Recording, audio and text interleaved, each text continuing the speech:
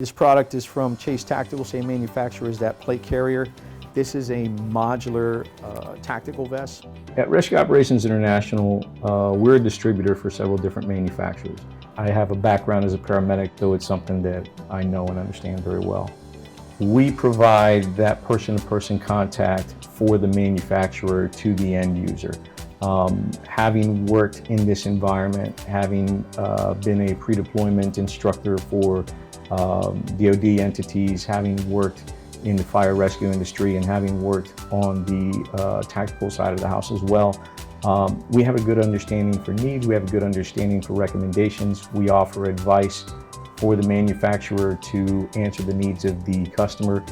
We first spoke to SBDC back in 2016, and it was an effort to try to become more familiar with pursuing contracts and how to establish ourselves as a recognizable small business entity. Probably like any small business, we really were trying to get a grasp of what requirements there were. They were an additional resource for information as far as what requirements and what needs we would have to have in place, and then also connecting the dots between different organizations that work with businesses like ours. We had some contractual successes as a result of the guidance that they had offered us. And they gave us an idea on where we could go to look for some of the different solicitations that we were trying to find. And those experiences has kept us coming back to them periodically and has kept that relationship between us and SBDC as well. I was a firefighter, paramedic, also trained in special operations on the technical rescue team.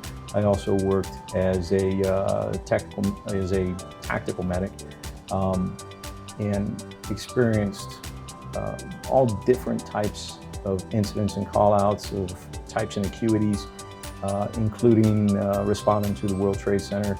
I arrived there on September 12th and worked at the training center for a period of time. All of these things have played a factor in gaining knowledge and expertise and helping us to better look at what products we wanted to carry. One of the things that we did when we pursued this is we said we're only going to try to represent product and manufacturers that I myself would have worn in the different functions of work that I was doing. Especially for law enforcement nowadays, the challenge is they are being asked to do more and more different functions within their daily duties. From the user standpoint, I look at things that I see would be effective working in that environment. Not that I know it all, because I certainly don't, and I learn every day, and I listen to our customers and listen to their needs and their wants, but I do look at things from an end user perspective as to what might be beneficial. It gives us the ability to really pick and choose who we want to work with.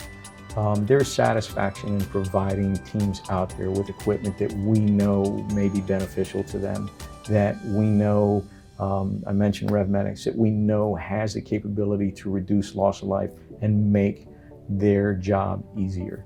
In what is a very, very trying time as a first responder, we have the ability to be involved and be that conduit to make their lives easier and make a living at doing it. As a non-startup entity, at some point you start looking at capital. If you have endless capital, that's great, but if you don't have endless capital, then you got to start looking at, is now the time that we start pursuing additional capital for growth?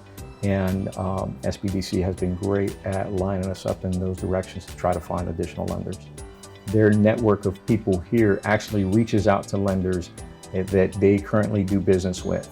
And then they connect us to those lenders, and they act basically as a middle person in the introduction as to what our needs are and what we're looking for, and then what the lenders can provide for us and if it would be a good match. They already have people they do business with. Those lenders are already vetted. They vet us for those lenders to see if we would be a good fit. So it decreases the time process, and it also makes the success rate increase, which is beneficial to us. They have a great knowledge, so the resources are there. The fact that it's free is always beneficial for us. We're a small business, so we always have to watch what our expenses are. The resources are there. It doesn't cost you anything to work with them.